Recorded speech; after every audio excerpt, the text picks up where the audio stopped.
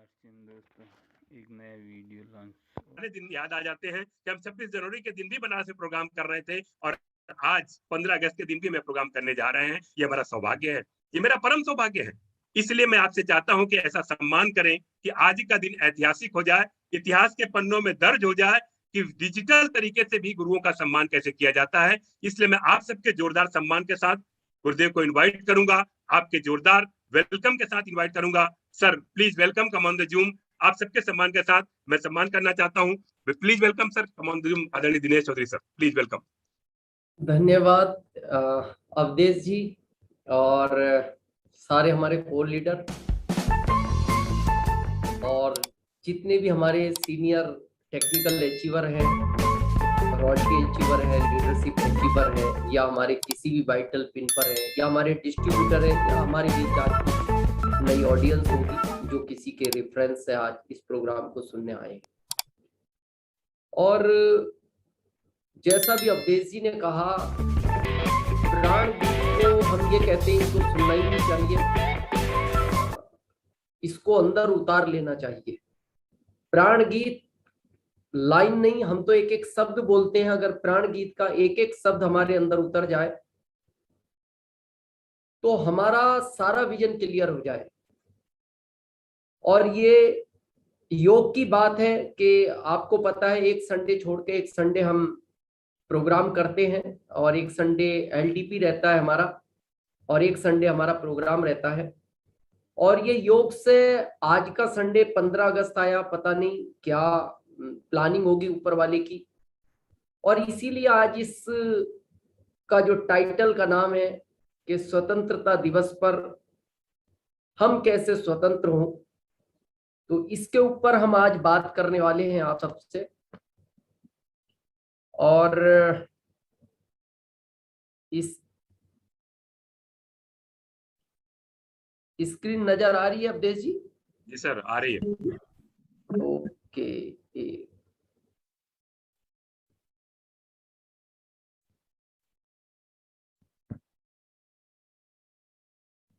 Okay.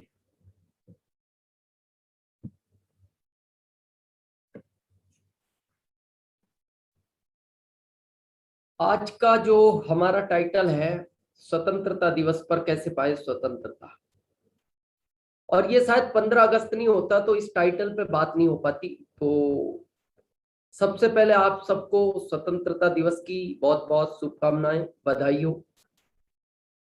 लेकिन आज जो हम बात करने वाले, हो सकता है हमारी भावना नहीं है किसी की भावना को ठेस पहुंचाना, बस हमारा उद्देश्य है आप किसी भी तरह जाग जाओ। और ये शायद आज का संडे इसीलिए आना था कि वो सारी चीजों से आप अवगत हों कि हमें कहाँ होना चाहिए था और हम कहाँ हैं।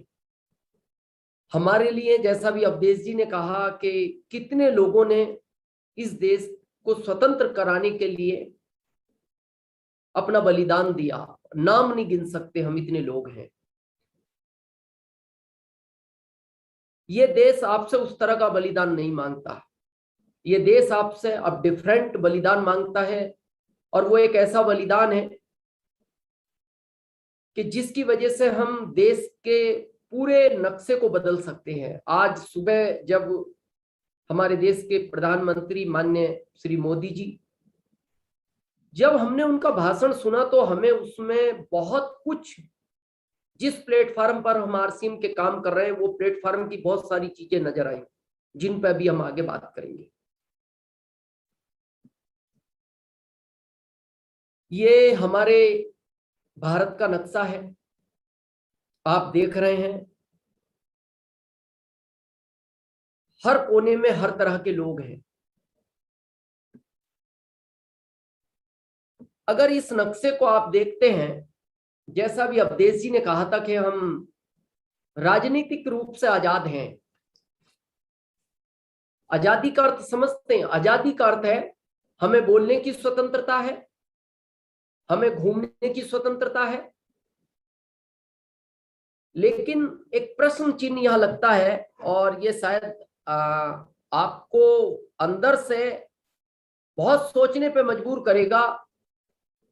इनको देखिए आप, ये भी स्वतंत्र हैं, इनको भी घूमने की आजादी है, और ये भी आपस में अपनी बातचीत करते हैं इनकी लैंग्वेज में। तो फिर क्या अंतर नजर आया आपको? ये बहुत सोचने का विषय है, क्या अंतर नजर आया? हम भी एक इंसान के रूप में और ये एक जानवर के रूप में, और दोनों ही स्वतंत्र हैं। जिस चीज से ये स्वतंत्र है उसी से हम स्वतंत्र हैं,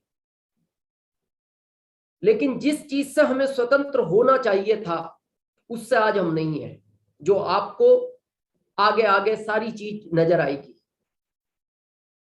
और क्यों हमें होना चाहिए था, फिर इनमें और हम में क्या अंतर है?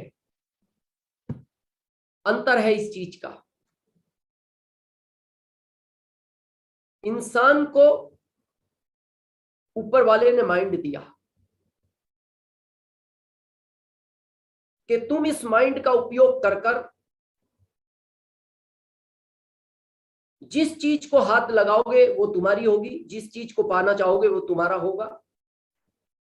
लेकिन आज बहुत सोचने का विषय है जब इस नक्शे को आप देखेंगे। ये पता है कौन लोग हैं? ये चौराहे पर खड़े हुए इंतजार कर रहे हैं कि हमें कोई खरीद कर ले जाए पर डे 250 या 300 रुपए पर। उससे तो वो पीछे जानवरों का झुंड अच्छा था, जो वो किसी चौराहे पे खड़ा नहीं होता ये कहने के लिए कि हम बिकाऊ हैं। अरे हमारे यहाँ सब्जियां खरीदी जाती हैं, प्रोडक्ट खरीदा जाता है, लेकिन ऐसी संख्या ये एक चौराहे की नहीं है। इंडिया के किसी भी शहर में आप चले जाओ, इंडिया की हर सिटी में हर चौराहे पे ये स्थिति है।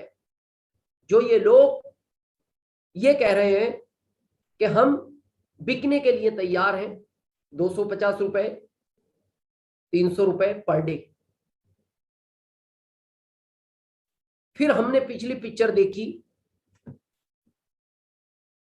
क्यों दिया फिर उसने हमें माइंड? ये बहुत सोचने का विषय है। यानी कहने का मतलब यह है कि हम हर चीज से आजाद हैं, लेकिन हम आर्थिक रूप से आजाद नहीं हैं। उसके बहुत सारे कारण हो सकते हैं। हो सकता है उस तरह की अपॉर्चुनिटी आपको कभी ना मिली हो, उस तरह का प्लेटफॉर्म आपको कभी ना मिला हो, या उस तरह के समझाने वाले लोग आपको कभी ना मिले।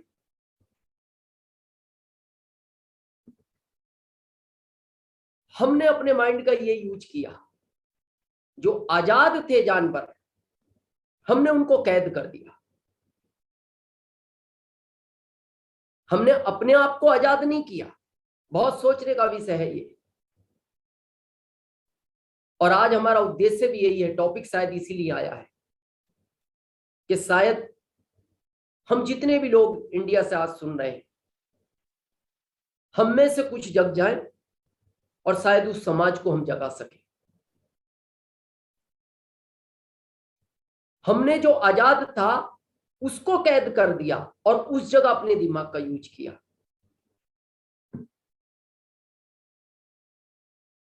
पता है ये क्यों हो रहा है? ये सीन देखिए आप। क्योंकि हमारे यहां व्यक्ति अपना ट्रैक नहीं बदलना चाहता। ये बेटा खेत में काम कर रहा है, क्यों कर रहा है? क्योंकि इसके पिताजी करते थे। ये पिताजी क्यों करते हैं? क्योंकि इनके पिताजी करते थे। और इसीलिए हम राजनीतिक रूप से आजाद हैं, आर्थिक रूप से आजाद इसीलिए नहीं है क्योंकि हम अपने ट्रैक को बदलना ही नहीं चाहते। हम उसी ट्रैक पे काम कर रहे हैं जिस ट्रैक पे हमारे पूर्वज काम कर रहे हैं। अगर हमारे, आप देखना, जिस परिवार में जॉब में ज्यादा लोग हैं उस परिवार में बच्चा भी जॉब में जाना चाहता है। आप देखना, जिस परिवार में व्यापार में उनके माता पिता है, बच्चा भी फिर व्यापार लाइन में जाना चाहता है। अगर खेती में है तो वो खेती लाइन में जाना चाहता है।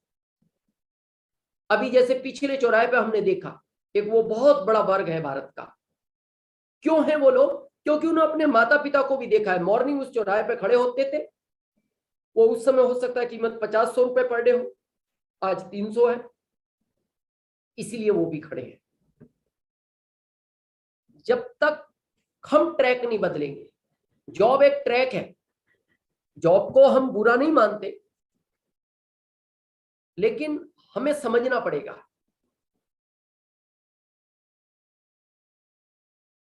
आज व्यक्ति 10,000 रुपए पर मंथ कमा रहा है और उसके सामने एक समस्या है जो भारत की बहुत बड़ी समस्या लोग बोलते हैं, महंगाई। जब आप किसी को बोलते हो हम आपको 1,00,000 रुपया कमाने का रास्ता बताएंगे जिसमें पर मंथ 1,00,000 आ रहे हैं लोगों को और आपको भी आ सकते हैं, तो पता है वो क्या बोलता है? नहीं नहीं नहीं, मैं 10,000 ही कमाऊंगा, मैं ट्रैक नहीं बदलना चाहता, लेकिन आप तो महंगाई कम करो।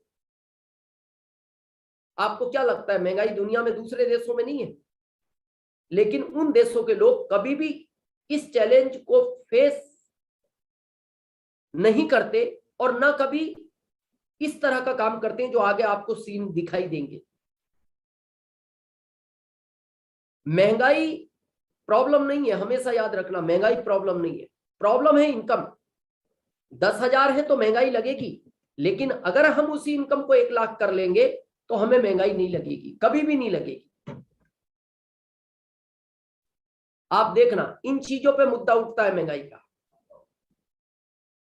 टमाटर महंगा, कभी प्याज महंगी, प्याज महंगी होती है, विपक्ष मुद्दा उठाता है प्याज महंगी हो गई, लेकिन आप सोचना किसान खुश होता है कि महंगी हो गई।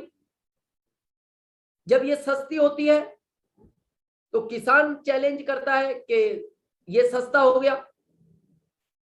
ये क्यों है ऐसा मैटर? क्यों ये बार बार महंगाई का मैटर आता? और इसी महंगाई को लेकर आप देखना ये स्थितियां बनती है देश में, भारत में। ये चक्का जाम कर दिया, इनको नहीं पता क्या नुकसान होगा, पता नहीं इसमें कितने लोग उस ट्रेन में किसी इमरजेंसी में होंगे। हो सकता है कोई बच्चा अपने कैरियर के लिए कोई आईएएस की एग्जाम देने जा रहा हो, क्योंकि समाज को लोग जागरूक करने की कोशिश नहीं करते। वो कहते हैं देखो महंगाई बढ़ गई, आ जाओ, सब आएंगे तभी कुछ हो सकता है, रिजल्ट आ सकते हैं। बहुत सारे लोग आ जाते हैं और ये आके पटरियों पर बैठ गए और ट्रेन को रोक दिया गया। कई बार आप ऐसे सीन देखते हो। ये टमाटर प्याज के सीन है। महंगाई बढ़ गई, इन्होंने हाईवे जाम कर दिया, कितना नुकसान हुआ। कितने लोग जहां अपने किसी मुकाम पर जा रहे थे वो लेट हो गए, पता नहीं ये कितने टाइम में खुलेगा। कभी कभी 2 घंटे होता है, कभी 5 घंटे होता है, कभी कभी ये पूरे दिन हो जाता है, कई बार तो ये 2-2 दिन तक होता है। और आप देखते हैं हाईवे पे कई किलोमीटर का लंबे ट्रैफिक की जाम हो जाती है। हो सकता है इसमें कोई ऐसा पेशेंट हो जो बीमार हो, अपने इलाज के लिए कहीं जा रहा है। बहुत समझने की चीजें हैं ये। एक फोटो आप ये देख रहे हैं, आपको क्या लगता है? इनसे कभी पूछना, कभी भी पूछना, आपको टमाटर प्याज महंगे लगते हैं? क्या उत्तर मिलेगा? नहीं। क्यों? ये भी तो भारत में रह रहे हैं, और जो ट्रेन को रोक रहे हैं वो भी भारत में रह रहे हैं, जो बसों को रोक रहे हैं वो भी भारत में रह रहे हैं, और ये भी भारत में रह रहे हैं। फिर इनको महंगाई क्यों नहीं लगती? क्योंकि ये इनकम को फोकस करते, अपनी इनकम को बढ़ाने का फोकस करते। इन्होंने अपने ट्रैक चेंज किए। अगर आपको इन चीजों से आजादी पानी है, हम आजाद देश में हैं, आजाद देश में एक पशु भी रह रहा है, एक जानवर भी रह रहा है, एक पक्षी भी रह रहा है, ये भी आजाद देश में ही है, रतन टाटा जी। तो हमें अपनी इनकम को जनरेट करना होगा, उसकी हम आगे बात करेंगे। क्या स्कोप है, क्या प्लेटफॉर्म है, ये बहुत इंपॉर्टेंट पार्ट है। टाइम और मनी। बहुत लोग पैसे को कीमत मानते हैं, बहुत लोग टाइम को कीमत मानते हैं, लेकिन इसमें सबसे कीमती चीज है टाइम। क्योंकि समय से पैसा बनाया जा सकता है, पैसे से समय नहीं बनाया जा सकता। जिस पिक्चर को आपने देखा,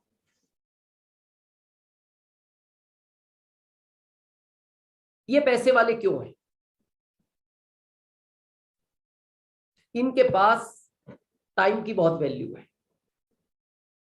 आप जानते हैं आदमी पैसा क्यों इकट्ठा करता है? आप किसी से भी पूछो पैसा क्यों इकट्ठा कर रहे हैं, वो एक ही बात बोलता है, मेरा परिवार है, मेरी पत्नी है, मेरे बच्चे हैं। इस चीज के लिए आदमी पैसे को इकट्ठा करता है, जबकि उसकी स्वयं की आवश्यकता ज्यादा नहीं है। आज हमारे बीच बहुत सारे सीनियर हैं, अभी मोहम्मद मुश्ताक जी हमें दिख रहे हैं, गवर्नमेंट जॉब में है, शायद 70-75 जो भी उनको सैलरी देती हो गवर्नमेंट, उनका 75,000 का खर्च कोई है पर मंथ, उनका शायद 10-15,000 का पर मंथ होगा। तो इसका मतलब अगर 75,000 ले रहे हैं, 15,000 का खर्च है, तो 60,000 तो एक्स्ट्रा ही ले रहे हैं ना, लेने नहीं चाहिए वैसे। और शायद गवर्नमेंट भी इसीलिए घाटे में चलती है। मतलब एक आदमी जब काम कर रहा है, उसकी जरूरत 15,000 की है, तो वो 75,000 क्यों ले रहा है? तो वो एक ही उत्तर बोलता है, सर मेरा अपना खर्च तो ठीक है, लेकिन मेरा परिवार भी तो है। लेकिन आपको सुन के आश्चर्य होगा कि जिस पिक्चर को आप देख रहे हो, इन्होंने शादी नहीं की और इतना बड़ा एम्पायर खड़ा किया। तो इनको पूछा गया एक इंटरव्यू में कि आपने इतना बड़ा एम्पायर खड़ा किया और जिस काम के लिए आपने एम्पायर खड़ा किया वो काम तो आपने किया नहीं। तो इन्होंने बहुत सटीक जवाब दिया एक लाइन में कि मैं अपने काम में इतना व्यस्त था कि मेरे को सोचने का टाइम नहीं मिला कि शादी भी करनी पड़ती है। इसलिए टाइम बहुत इंपॉर्टेंट है और ये टाइम निकलता जा रहा है और इसकी इंडिया का व्यक्ति वैल्यू नहीं करता। ये स्थिति है। ये देखिए, ये आपको शायद हर चौराहे पे पिक्चर नजर आई, इनके पास टाइम ही टाइम है और ये आर्थिक रूप से आजाद नहीं है। और यही लोग ट्रेनों के आगे खड़े हो जाते हैं, यही लोग हाईवे को बंद कर देते हैं और ये यही बोलते हैं टमाटर प्याज आप सस्ते करो। इनको कहो इनकम कमाने का जरिया बताएं, नो। लेकिन समय बदल रहा है, देश बदल रहा है, दुनिया बदल रही है और आज हमें बदलने की आवश्यकता है। और हमें नहीं, हमें समाज को बदलने की आवश्यकता है। शायद आज हम आरसीएम के माध्यम से एक ऐसे प्लेटफॉर्म पर हैं कि हम देश की दिशा और दशा दोनों को बदलने की ताकत रखते हैं। बस थोड़ा सा कमिटमेंट हम लोगों को करना पड़ेगा और हम भी इस श्रेणी में आ सकते हैं। ये समय की पुकार है, ये पहले नहीं था। हमेशा हम सुनते हैं, पूर्वजों से सुनते हैं, परिवर्तन ही संसार का नियम है। और अगर इसको एक्सेप्ट हमने किया तो आज डायरेक्ट सेलिंग मेथड यही एक ऐसा सिस्टम है आज देश के लिए जो आर्थिक रूप से आजादी दिला सकता है। और ये नहीं मिली, इसका कारण सोचना कि जो लोग आगे बढ़ भी गए, तो आपको क्या लगता है जो लोग आगे नहीं बढ़ेंगे उनको चैलेंज आएगा, वो कहीं ना कहीं उस व्यक्ति को चैलेंज करेंगे जो आगे बढ़ रहा है। यानी हमें समाज की सोच को चेंज करना पड़ेगा धीरे धीरे। कई कंट्रियों में आप देखते हैं ना, लोग लोगों पर अत्याचार करते हैं, जब उनको कुछ अधिकार नहीं मिलता तो वो लोगों पर ही अत्याचार करते हैं। तो हमारे पास ये बहुत सुनहरा मौका है इस देश को बदलने का और एक ही सिस्टम है डायरेक्ट सेलिंग, जो इस देश की तकदीर और तस्वीर दोनों को बदलने की ताकत रखता है। सभी के लिए एक बेहतर जीवन बना सकता है। ये एक ऐसा प्लेटफॉर्म है जहां अभी बात कर रहे थे अवधेश जी के प्राण गीत को अगर एक एक शब्द आप सुनोगे ना तो आपको पता लगेगा ये क्या क्या चेंज करने की ताकत रखता है। ये एक शब्द है, आप जब इस डायरेक्ट सेलिंग का प्लान देखते हो तो इसमें एक शब्द आता है कि ये बीच वाले लोगों को हटा सकता है। और यही बीच का जो आप देख रहे हो ये रेड है। रेड हमेशा बोला जाता है खतरे का। अब ये पता नहीं स्लाइड जिसने भी बनाई, हमें नहीं पता, ये तो अब देख के नजर आ रही है बीच में ये खतरा है। अब इसमें चंद लोग आगे बढ़ते जा रहे हैं, लेकिन एक बहुत बड़ा हिस्सा जो आपने चौराहों पे देखा, हर चौराहे पे ये बैक होता जा रहा है। और ये बैक होगा तो ये कहीं ना कहीं इस हिस्से को नुकसान तो देगा आने वाले टाइम में। हो सकता है 20 साल बाद दे, 50 साल बाद दे, लेकिन ये नुकसान देगा। हमें उनके डायरेक्शन को चेंज करना है। अब ये क्या हो रहा है ये बीच का छोटा हिस्सा है, पास का बड़ा हिस्सा है, और इस हिस्से की वजह से स्थिति ये बन रही है, बहुत कम लोगों के पास, चंद लोगों के पास ये स्थिति है, क्योंकि एक वो पुराना सिस्टम है जिसको हम ट्रेडिशनल बिजनेस बोलते हैं, वो आपकी जब अप्लायंस आप समझेंगे आपको बहुत क्लियर होगा। अब इस घर में भले ही 3 व्यक्ति रह रहे हैं, इतने बड़े घर की आवश्यकता नहीं थी, 3 कारों की आवश्यकता नहीं थी, लेकिन इनके पास पैसा ही इतना आ रहा है कि फिर ये क्या करेंगे। इन्होंने बड़ी बड़ी कारें खरीद ली, बड़े घर खरीद लिए, इनके बच्चे आज विदेशों में पढ़ रहे हैं, इनकी पत्नियों के पास आज गहनों की ये स्थिति है। ये बस वही छोटा सा सेक्टर है।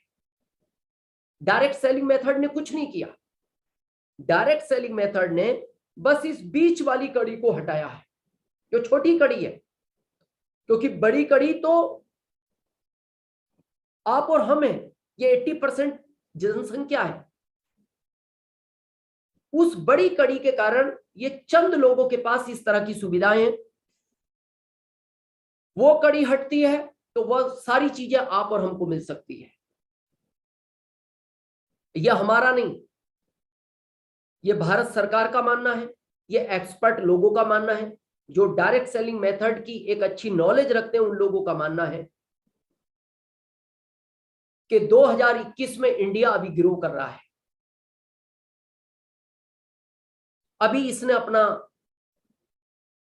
जो पायदान है ना वो बड़ा किया है डीएसएम के अंदर। एक्सपर्ट लोगों का कहना है कि कुछ समय बाद डायरेक्ट सेलिंग में इंडिया का 65,000 करोड़ का व्यापार होने वाला है, जो अभी बहुत कम है। पूरी दुनिया भारत को उस निगाह से देख रही है, यहां स्कोप है।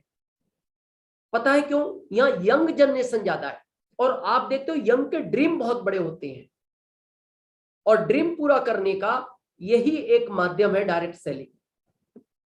आप सोचो 65,000 करोड़ का और व्यापार होगा, हम करें ना करें, आप करें ना करें, ये व्यापार होगा। क्योंकि जो सिस्टम बना है, एक बहुत सिंपल रूल है, आप देखते हो जब एक स्टेशन से ट्रेन अपने टाइम पे छूटती है तो वो ये चिंता नहीं करती कि मेरी पैसेंजर कंप्लीट हुई या नहीं हुई, बैठे या नहीं बैठे। उसका काम है वो अपने टाइम पे उस स्टेशन को छोड़ देती है। मान लो दिल्ली से बॉम्बे, वो चिंता नहीं करती कि कितने लोग बैठे, उसको पता है यहां नहीं बैठे अगले स्टेशन बैठेंगे, वहां भी कुछ उतर गए तो अगले स्टेशन और ज्यादा बैठ जाएंगे, और वो अपना बॉम्बे का यात्रा पूरी करती है। कहने का मतलब है इंडिया ये 65,000 करोड़ का व्यापार डायरेक्ट सेलिंग मेथड में करेगा।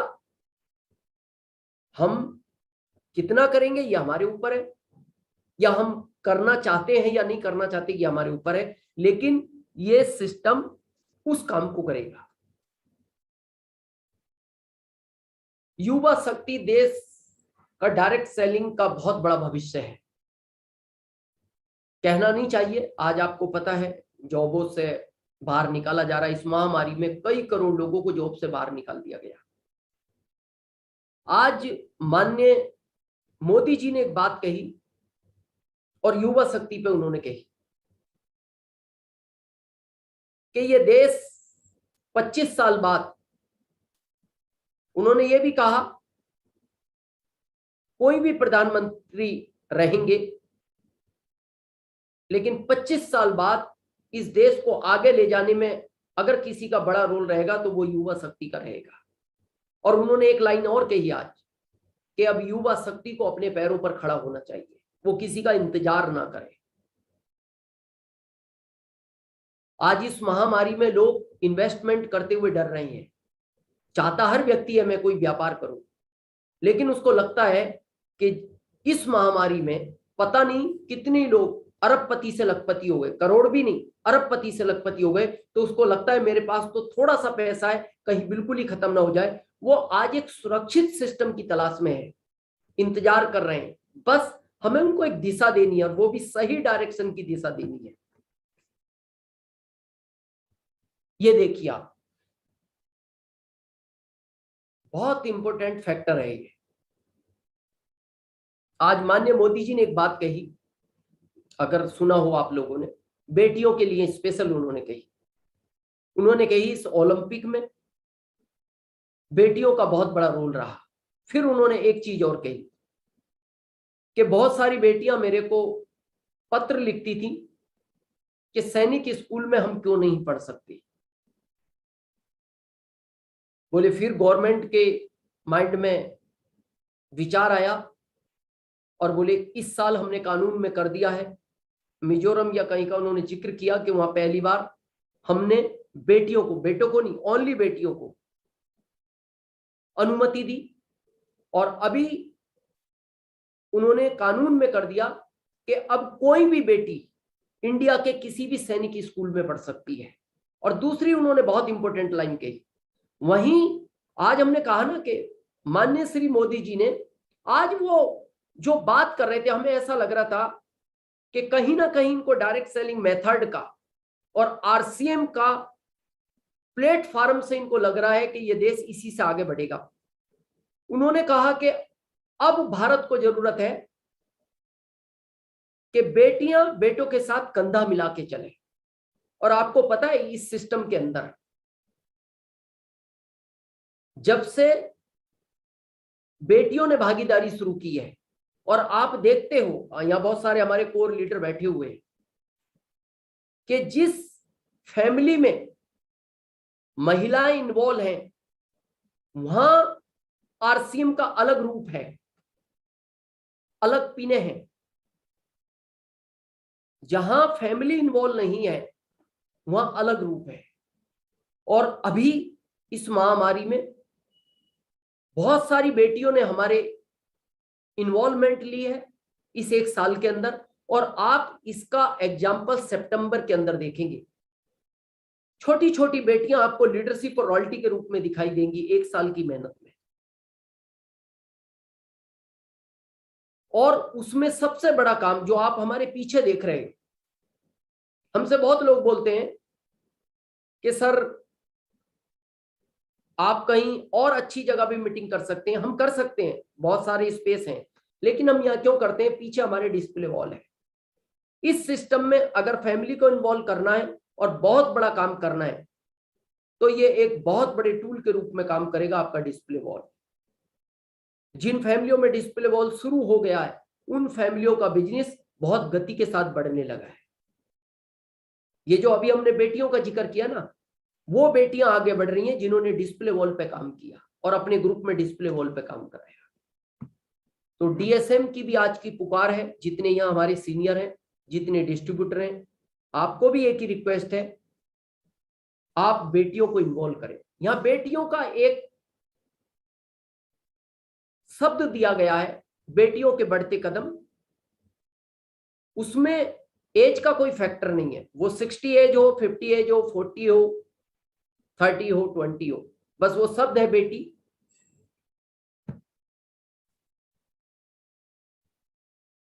डायरेक्ट सेलिंग समाज में सम्मान दिलाती है। आप देखो जब ये बेटियां किसी पिन पर पहुंचकर, क्योंकि बेटी कभी भी पिता के घर नहीं रहती, बेटी को किसी और घर जाना होता है। आपको क्या लगता है? एक सम्मान के साथ जिएगी वो बेटी। आज देखो ना, माननीय मोदी जी बेटों पे भी तो बात करते थे सैनिक स्कूल की, कि बेटे भी उसमें पढ़ सकते हैं, लेकिन उन्होंने बेटों की बात नहीं की। उन्हें पता है बेटा अपने माता पिता के पास रहता है, बहुत ज्यादा चैलेंज नहीं है, बेटियों का ज्यादा सोचना पड़ता है।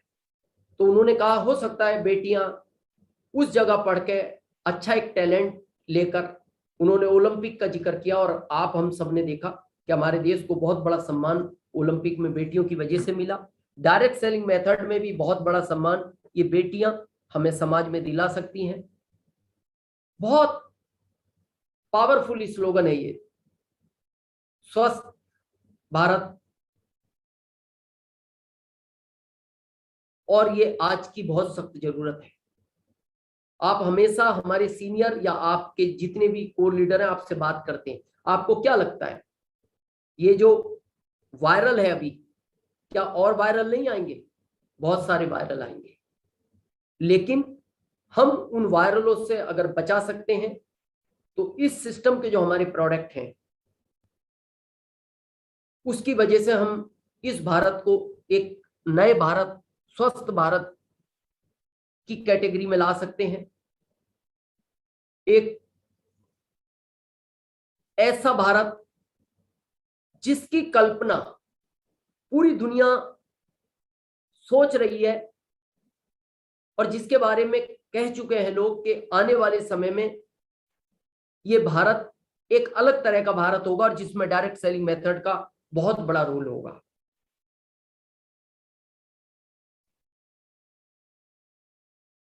ये अभी तक जो करते आए हो वही करोगे तो कैसे बदलेगा इंडिया, ये शुरू में हमने बात कही। अगर हम इस भारत को एक नए भारत के रूप में देखना चाहते हैं, प्रश्न हमारा नहीं है। अगर हम अपने बच्चों को आर्थिक आजादी दिलाना चाहते हैं और इस समाज को, यह हमारा कर्तव्य बनता है। जब ये देश को राजनीतिक आजादी मिली तो हम भी तो इस देश में रह रहे हैं, फिर हमारे पिताजी या हमारे दादाजी या उनके पिताजी ने क्यों नहीं योगदान लिया? सारे लोग कभी भी किसी चीज में योगदान नहीं देते, चंद लोग देते हैं, लेकिन उनकी वजह से एक नई क्रांति आती है। आज ये डायरेक्ट सेलिंग मेथड भी इस देश में एक नई क्रांति ला सकता है।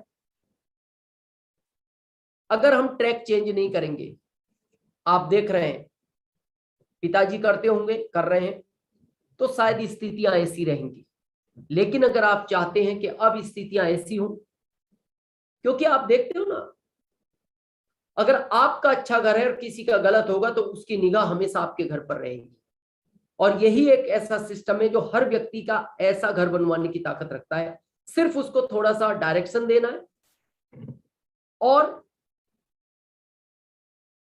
थोड़ी सी उसकी हेल्प करनी है, जो आगे आपको नजर आएगा। ये बहुत इंपॉर्टेंट फैक्टर है।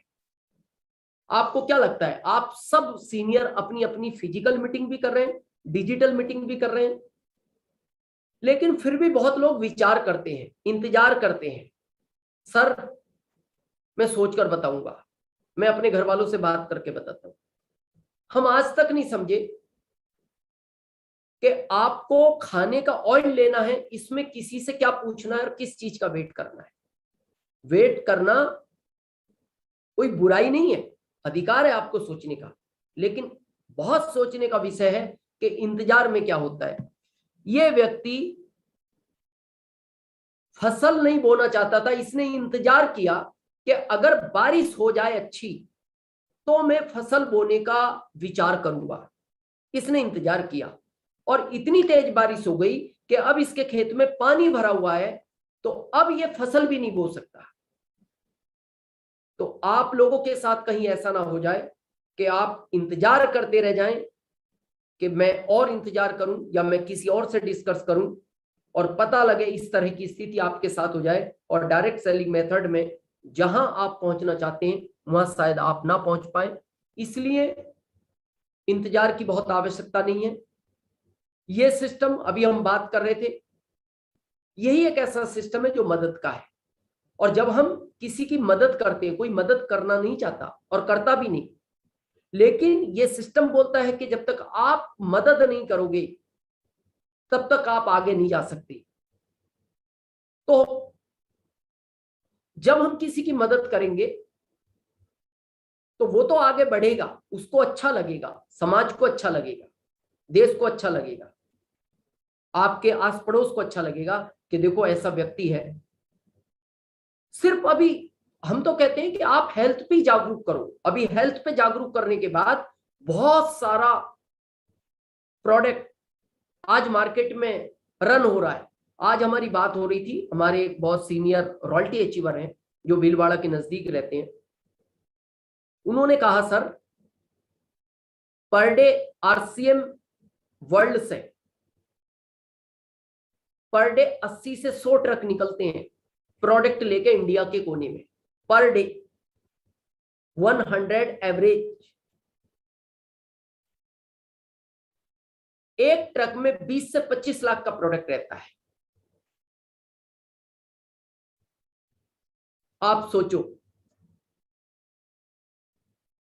कितने करोड़ का प्रोडक्ट डेली इंडिया में जा रहा है। इसका मतलब जा रहा है, लोग जागरूक हो रहे हैं। अब हमें भी जागरूक होना है और लोगों को जागरूक करने की आवश्यकता है। ये बहुत इंपॉर्टेंट है। और स्पेशल सीनियरों से कहना चाहेंगे, जितने भी हमारे वाइटल पिन अचीवर हैं या उसके अबाव हैं, लीडरशिप है, रॉयल्टी है, टेक्निकल है, या हमारे एक्टिव डिस्ट्रीब्यूटर है, आप प्रत्येक माह, हम अभी इस सिस्टम से अलग की बात करते हैं, जहां भी आदमी अपना काम कर रहा है, प्राइवेट जॉब, गवर्नमेंट जॉब, प्रत्येक माह की 1 तारीख को उसको ये सैलरी मिलती है। तो आपको क्या लगता है, वो सैलरी लेने के बाद 5 दिन जॉब पे नहीं जाता? 5 दिन वो घर इंतजार करता है कि अभी सैलरी आ गई, थोड़ा बच्चों को घुमा के लाऊं, थोड़ा पैसे को खर्च कर लूं, फिर मैं जाना शुरू करूंगा? जवाब आएगा नहीं। वो सैलरी भी जिस दिन लेता है उसके अगले दिन से फिर वो उसी कमिटमेंट के साथ, उसी टाइम के साथ अपनी जॉब पे जाता है। सेकंड, इसने पूरे महीने व्यापार किया, पैसा कमाया, आपको क्या लगता है ये 1 तारीख को शॉप नहीं खोलता? 5 दिन शॉप नहीं खोलता? चलो बच्चों मैं तुम्हें घुमा के लाता हूं, अभी पिछले महीने पैसा कमा लिया, अभी 4-5 दिन घूम के आते हैं, ये अगले दिन टाइम पे ही शॉप खोलता है।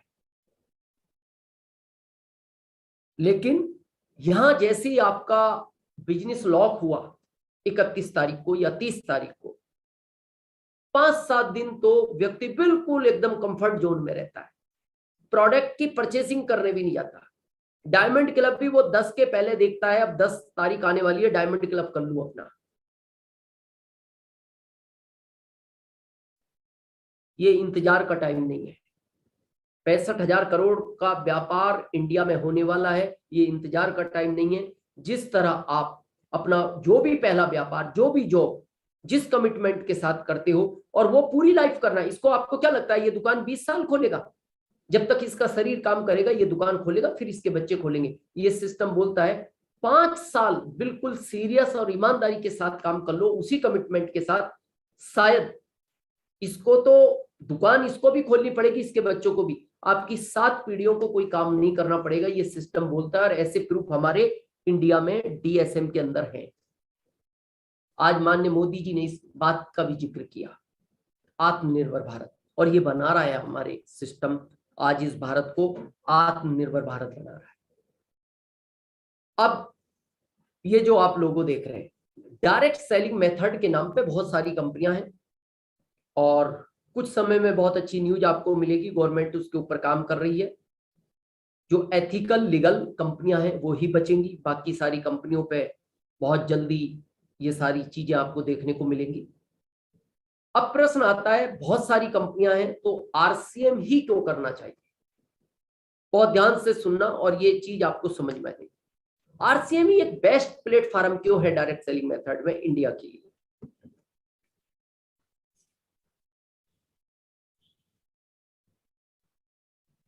जब हम किसी होटल में खाना खाने जाते हैं तो किसी स्टेट में चावल ही मिलता है, ये देखिए ये चावल ही खा रहे हैं।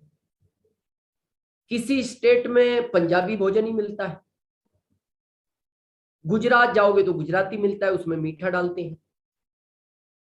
ज्यादातर रेस्टोरेंट ऐसे होते हैं जहां आप अपनी पसंद से जो आप मंगाना चाहते हो वो आएगा, और कुछ चीजें वहां नहीं भी मिलती। लेकिन आपने देखा होगा ये होता तो कम है, लेकिन कुछ रेस्टोरेंट थाली सिस्टम होते हैं। तो जो समझदार लोग होते हैं वो ये कहते हैं अपन तो थाली ले लो, क्यों? बोले सब कुछ मिल जाएगा, ना अलग से पापड़ मंगाने की जरूरत है, ना सलाद की, ना दही की, ना सब्जी की, ना दाल की, हर तरह की मिठाई, श्रीखंड, बोले सब मिल जाएगा थाली में। क्या समझे आप इससे? ये जो पहली फोटो आपने देखी है ये आरसीएम को छोड़ के सारे डायरेक्ट सेलिंग मेथड है। किसी कंपनी में प्रोडक्ट है तो खाली हेल्थ का है, किसी कंपनी में प्रोडक्ट है तो खाली एक जूस ही है, किसी कंपनी में प्रोडक्ट है तो एलोवेरा ही बिक रहा है, किसी कंपनी में खाली तुलसी बिक रही है, किसी कंपनी में तो ऑनलाइन ही काम है उसमें, किसी कंपनी में तो एफएमसीजी है तो थोड़ा है, किसी कंपनी में केवल कपड़ा ही है।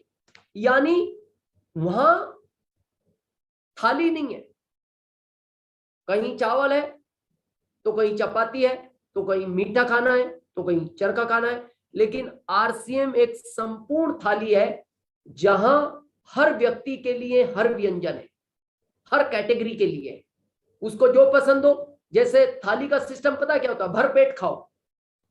ये पिछले वाले में भर पेट नहीं है, जितना ऑर्डर दोगे सबका पैसा लगता है। थाली वाला बोलता है जितना खाना हो खाओ, 110 रुपए फिक्स है। चपाती ज्यादा मंगानी है चपाती मंगा लो, पूरी पसंद नहीं है पूरी मत मंगाओ, पापड़ खा लिया दोबारा पापड़ मंगा लो, सब्जी खत्म होगी सब्जी, वहां सब्जी खत्म होगी तो दोबारा ऑर्डर दोगे पैसा लगेगा। आरसीएम ये थाली है, जो चाहिए हर व्यक्ति के लिए है। इसलिए आरसीएम इस भारत का नहीं, हम तो कहते हैं दुनिया का सबसे बेस्ट प्लेटफॉर्म है डीएसएम के अंदर। लेकिन कामयाबी कैसे मिलेगी, अभी आप देख रहे हैं इस आज ये शख्सियत बन गए नीरज जी चोपड़ा, गोल्ड मेडल दिलाया देश को। किसी भी चीज में कामयाबी के लिए अंदर डूबना पड़ता है। और हम हमेशा कहते हैं आरसीएम में पर डे, अभी पीछे हमारी कोर की मीटिंग थी, पर डे 25,000 ज्वाइनिंग होती है आरसीएम के अंदर, 25,000 पर डे। आपको क्या लगता है सब लोग डायमंड बनेंगे? नहीं। क्यों नहीं बनेंगे? प्लेटफॉर्म तो सबके लिए कॉमन है। आरसीएम में आने से आप डायमंड नहीं बनेंगे, आरसीएम जिस दिन आपके अंदर आ जाएगा उस दिन आप डायमंड बनेंगे। क्या आपको लगता है भाला इंडिया में और लोग नहीं फेंकते? क्या सोच कर गए होंगे नीरज चोपड़ा जी? जो लोग कामयाब नहीं होते वो सिर्फ अपना सोचते हैं। कुछ लोगों ने सोचा होगा भाला फेंकूंगा तो इतना पैसा तो मेरे को स्पोर्ट एसोसिएशन दे देगा, इतना पैसा मेरे को हो सकता है राज्य सरकार दे दे। उनका भाला नहीं फिका, उनका भाला उस जगह तक नहीं पहुंचा जहां गोल्ड मेडल मिलता। नीरज चोपड़ा जी का क्यों पहुंचा? इनके माइंड में एक ही विचार था, मैं भाला अपने लिए नहीं फेंक रहा, मैं भाला फेंक रहा हूं अपने परिवार के लिए, मैं भाला फेंक रहा हूं अपने समाज के लिए, मैं भाला फेंक रहा हूं अपने डिस्ट्रिक्ट के लिए, मैं भाला फेंक रहा हूं अपने स्टेट के लिए, और मैं भाला फेंक रहा हूं अपने इंडिया के लिए। इसलिए वो भाला उस जगह पहुंचा जहां दुनिया में किसी का भाला नहीं पहुंचा। अगर आप भी उसी सोच के साथ आरसीएम करोगे कि मेरे को आर्थिक आजादी नहीं चाहिए, आपको क्या लगता है ये जितने हमारे कोर लीडर बैठे हैं, अभी अवधेश जी ने जिक्र किया वो लखनऊ से ट्रेवलिंग करके आए लेकिन टाइम पे पहुंचे, क्या आवश्यकता थी? हमारे अशोक प्रजापति जी हैं, भवानी शंकर जी हैं, मोहम्मद मुश्ताक जी हैं, दिनेश पाटीदार जी हैं, भवानी शंकर जी हैं, अमृत भाई जी हैं, दिनेश पाटीदार जी हैं, अशोक नागदा जी हैं, पंकज श्रीवास्तव जी हैं, कितने हमारे सीनियर हैं, परियार जी हैं, सुरेंद्र जी वैष्णव हैं, जितने भी आप देख रहे हैं ये हमारे core leader emerald and above, जितने भी आपके एमरल्ड एंड अबाव अचीवर होते हैं ये आपके सब कोर लीडर होते हैं। सुशांत जी हैं हमारे, संतोषपुरी जी हैं, मनोज जी हैं, बहुत सारे हमारे सीनियर हैं। इनको क्या आवश्यकता है? अभी मोहम्मद मुश्ताक जी है, अभी मार्च में रूबी हुए, क्या आवश्यकता थी? लेकिन हमारा सबका एक ही उद्देश्य है कि हमें आर्थिक आजादी मिली है, ये बहुत इंपॉर्टेंट नहीं है। हमारे हर डिस्ट्रीब्यूटर को आर्थिक आजादी मिलनी चाहिए। किसी शायर ने एक बहुत अच्छा स्लोगन लिखा और कई सीनियर हमारे स्टेज से बोलते हैं, बहुत अच्छा लगता है कि क्या हुआ गुलशन में कुछ फूल खिले, मजा तो तब है जब पूरे चमन में बाहर आ जाए। ये जितनी भी हमारी ऑडियंस है इंडिया की, ये जब सारी हमारे जैसे मुकाम तक पहुंचे और हम आप लोग स्टेज से बोले और हम नीचे बैठ के आपका वेलकम करें, उस दिन रियल में ये देश आर्थिक आजादी की तरफ बढ़ेगा। अभी एक शुरुआत है, बस आप इस शुरुआत में अपने सीनियरों का साथ दें और नीरज चोपड़ा जी की तरह अपने लिए नहीं, समाज के लिए, स्टेट के लिए, देश के लिए हमें वर्क करना चाहिए। आप कब कामयाब होंगे? लाइफ के किसी भी कोने में, चाहे नीरज चोपड़ा जी हो या आप हो। यह क्या है?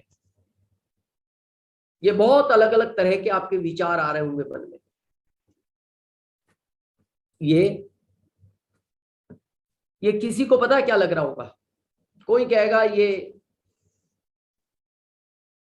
एमडोनल है, कोई कह रहा होगा ये तेहरा है, कोई कह रहा होगा ये अगर ऐसा कर दो तो ये एम है, उल्टा कर दो तो ये ऐसा डब्ल्यू है, या आपके मन में विचार आ रहा होगा 1 और 3 है। हम कंफ्यूज हैं, हमारी लाइफ भी इसी तरह कंफ्यूज है। लेकिन अगर आपको इसको समझना है ये क्या है, तो अब आपको ये पिक्चर क्लियर होगी कि ये क्या है। अब आप एकदम बहुत कंफर्म बताएंगे ये क्या है। अब एक सटीक जवाब है ये बी है। इस बी की पहचान कैसे हुई? क्योंकि इसके आसपास से पता लगा, क्योंकि इसके पास में ए और सी आ गया तो ये कंफर्म है ये बी है। आपकी जिंदगी में कामयाबी में सबसे बड़ा रोल, बहुत ध्यान रखना, ये आपके पास वाले लोगों का रहता है। आप किस तरह के लोगों के साथ ज्यादा टाइम बिताते हैं और वो किस सोच के लोग हैं। उसमें आपका परिवार भी हो सकता है। अगर परिवार को इन्वॉल्व नहीं करोगे, आपकी पत्नी का भी इस ए में रोल हो सकता है। अब उसका पॉजिटिव है या निगेटिव, ये आप पे निर्भर करता है। इसमें आपके ये रिश्तेदार भी हो सकते हैं, आपके वो अच्छे दोस्त भी हो सकते हैं, आपके वो पड़ोस भी हो सकता है। बस आपकी कामयाबी उस चीज पर निर्भर करती है कि कैसे लोगों के साथ आप अपना समय बिताते हो। ये जो हमारे कोर लीडर है ना, इनको पूछो आप, ये कभी भी उन लोगों से कभी कनेक्टिविटी में नहीं रहते जो हमेशा निगेटिव बात करते हैं, जो हमेशा निगेटिव सोचते हैं। ये या तो कामयाब लोगों में, या तो अपनी अपलाइनों से, या अच्छी बुकों के साथ, या अच्छे ऐसे प्रोग्रामों के साथ अटैच रहते हैं, या ये अच्छी कैसेट सुनने के साथ, या ये अपनी मीटिंग में किसी पॉजिटिव एटीट्यूड का जहां प्रोग्राम है उसके साथ अटैच रहते हैं। तो आपको सोचना है कि आपको किसकी संगत करनी है, चॉइस आपकी है। और अगले संडे रक्षाबंधन है, तो उसके अगले दिन रहेगा एलडीपी प्रोग्राम। एलडीपी प्रोग्राम का क्राइटेरिया होता है, उसका बिजनेस वॉल्यूम है, और वो आप अपनी अपलाइन से संपर्क कर सकते हैं। एक संडे इस तरह का हमारा प्रोग्राम रहता है और एक संडे एलडीपी रहता है। सितंबर टारगेट मंथ है, आप सबको पता है। अपनी अपलाइनों से काउंसलिंग करें। सितंबर में उस टारगेट की तरफ जो बेटियां काम कर रही हैं वो भी अपनी अपलाइनों से काउंसलिंग करें। और फिर नेक्स्ट संडे एलडीपी रहेगा, उसके नेक्स्ट संडे फिर हम एक नए टॉपिक के साथ आपके सामने आएंगे। और हम यही चाहते हैं कि जिस तरह मार्च में आप सब लोगों ने बड़े अचीवमेंट लिए इस भारत से, उसी तरह आप सितंबर में उससे भी बड़े अचीवमेंट लें। आप सब लोग अपना कीमती समय निकाल कर आए। इसके लिए बहुत बहुत धन्यवाद आपका। और फिर अगेन स्वतंत्रता दिवस पर आपको स्वतंत्रता दिवस पर बहुत बहुत शुभकामनाएं, बहुत बहुत बधाई। और आज का टाइटल भी यही था। अब हम चाहते हैं कि आप अगर राजनीतिक रूप से आजाद हैं तो आप अब आर्थिक रूप से भी आजाद हो। ये सिस्टम आपके लिए हमेशा तैयार है और आपकी सारी अपलाइनें आपके साथ हैं। आपने सुना। जय आरसीएम। नमस्कार। जय आरसीएम सर, थैंक यू।